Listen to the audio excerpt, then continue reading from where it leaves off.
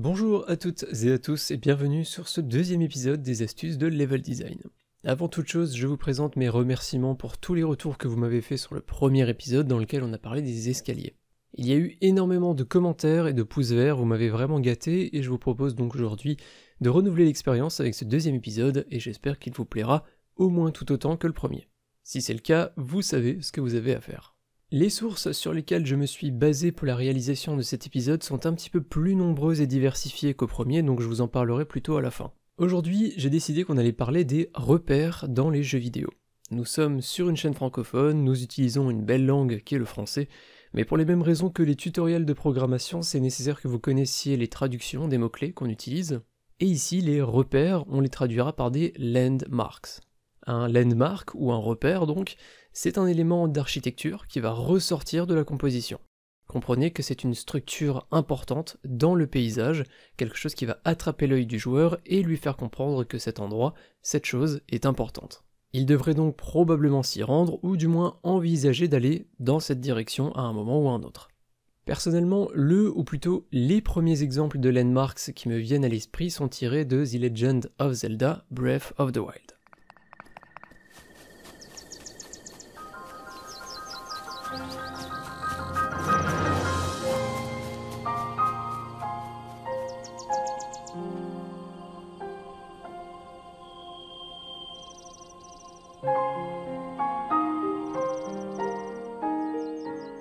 Alors, est-ce que vous avez vu ces fameux landmarks? Lorsque Link se rend sur la corniche, on en a déjà deux qui nous sautent aux yeux. La montagne de la mort et bien évidemment le château d'Hyrule. On sait immédiatement, rien qu'au visuel, que ces deux endroits sont importants. Quelques secondes plus tard, on a un autre landmark qui va nous sauter aux yeux.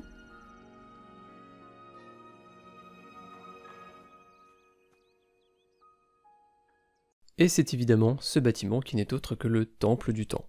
Encore une fois, rien qu'avec la mise en valeur de ce bâtiment qui est bien centré au niveau de l'écran, qui est très grand par rapport à tout ce qui l'entoure, on devine que c'est un endroit important et donc un autre landmark. Mais il y a également autre chose, c'est cette personne étrange sur laquelle la cinématique semble un petit peu insister. Le personnage se déplace avant le changement de caméra, on retrouve une continuité sur le plan suivant, on voit toujours cette personne en train de se déplacer, un petit peu comme pour laisser un message au joueur et lui dire qu'avant d'envisager tous les endroits qu'il vient de voir, il devrait peut-être aller à la rencontre de cette personne. Ce personnage, dans cette cinématique en particulier, est ce qu'on appelle un focal point, un point focal en français.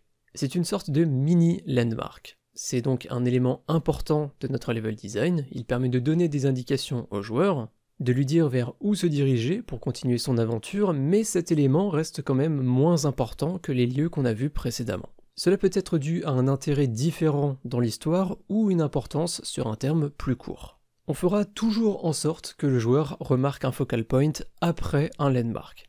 On fait en sorte que ce soit d'abord le landmark qui attrape l'œil du joueur, ici c'est notamment par la taille de ce grand bâtiment, et ensuite par le mouvement on va attirer l'œil du joueur, l'attention du joueur sur le focal point en deuxième. La raison pour laquelle on va d'abord afficher le landmark et ensuite le focal point, je vais simplement vous montrer. On va inverser l'ordre des plans de la cinématique.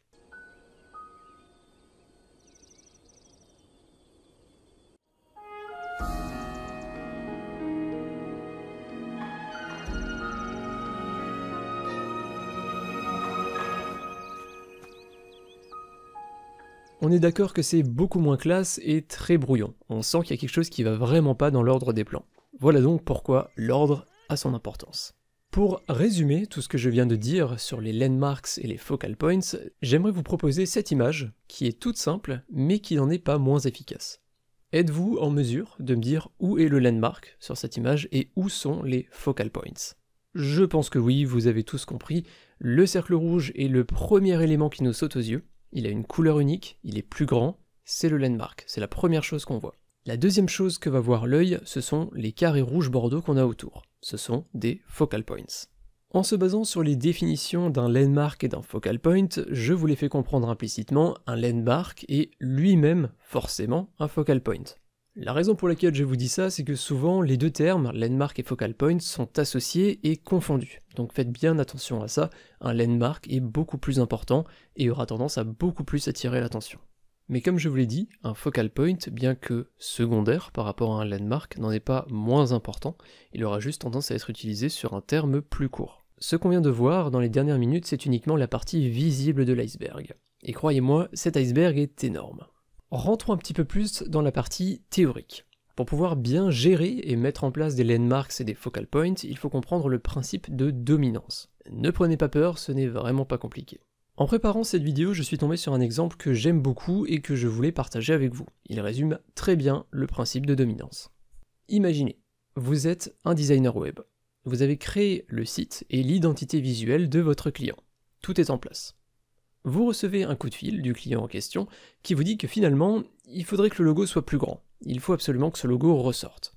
Vous faites donc comme demandé et vous allez augmenter la taille du logo. Quelques heures après, le même client va vous rappeler et va vous demander cette fois d'augmenter la taille de la bannière en vous disant qu'il faut que cet élément soit mis en avant, c'est très important. Alors d'accord, le client est roi, vous augmentez la taille de la bannière. Toujours le même client qui va vous rappeler et qui maintenant va se plaindre que le logo est trop petit par rapport à la bannière. On ne le remarque plus. Alors on va de nouveau l'augmenter.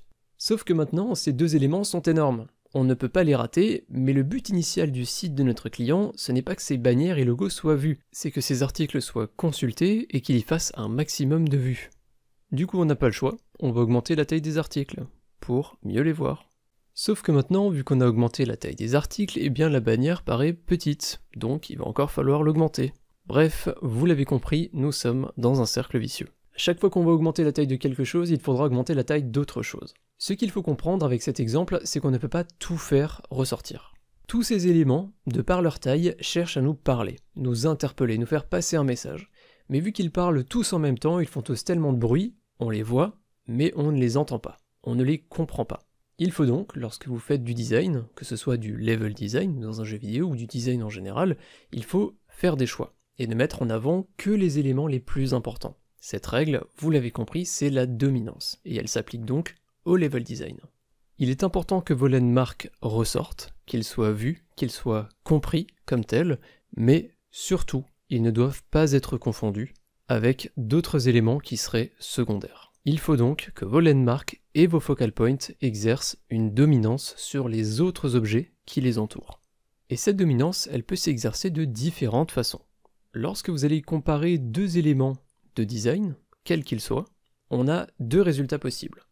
Soit ces deux éléments seront égaux en tout terme, soit l'un des deux exercera une dominance sur l'autre objet. Il attirera l'œil avant l'autre élément, et à partir de là sera considéré comme le plus important, le dominant. Pour établir la dominance d'un objet sur un autre, vous avez de nombreuses options qui s'offrent à vous. Vous pouvez jouer sur la taille, la forme, la couleur, la valeur, la texture, la saturation, ou encore l'orientation.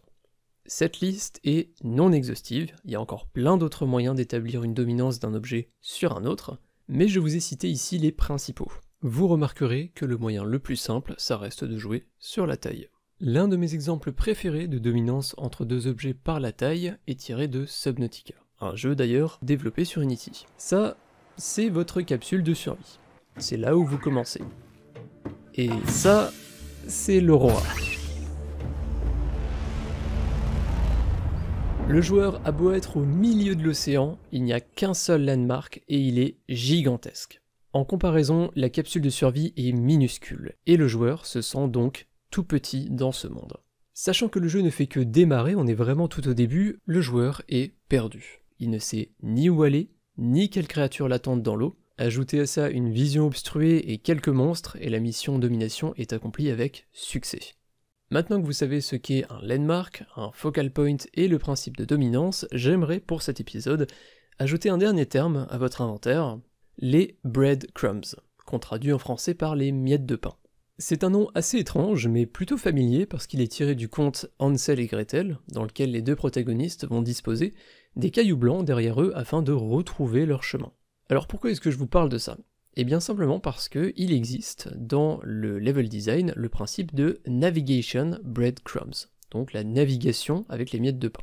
C'est aussi assez souvent traduit en français par le fil d'Ariane. C'est en fait une manière subtile de guider le joueur dans une direction.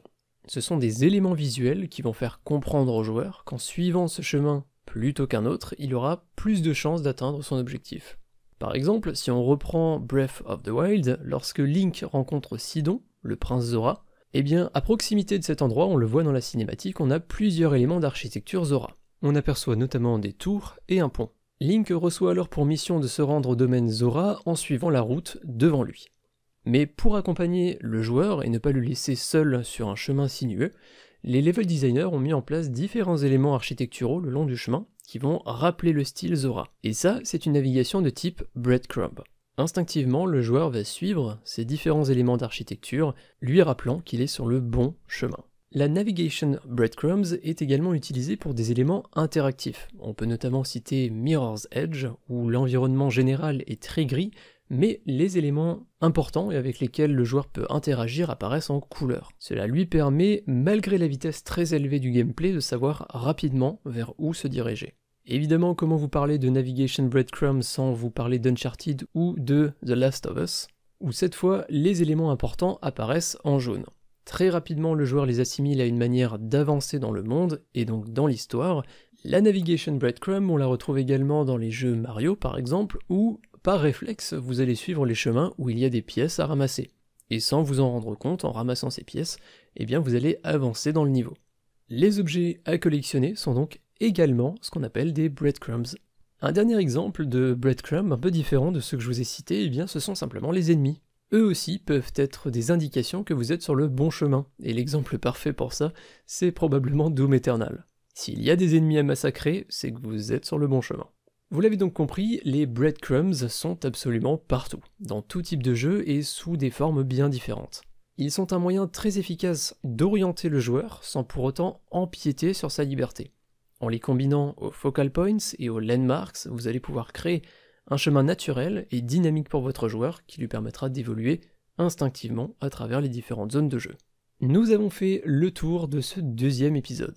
Vous savez maintenant ce qu'est un landmark, un focal point, un breadcrumb, et vous savez appliquer la règle de domination. Vous avez également reçu de nombreux conseils et exemples, alors que demander de plus? Je précise cependant qu'en réalité j'aurais pu vous parler de ces différents sujets pendant encore de nombreuses minutes, peut-être même pendant de nombreuses heures. Le level design c'est un sujet aussi vaste que la vie, et cette série a encore de nombreux jours devant elle, donc ne vous inquiétez pas, on va reparler de level design.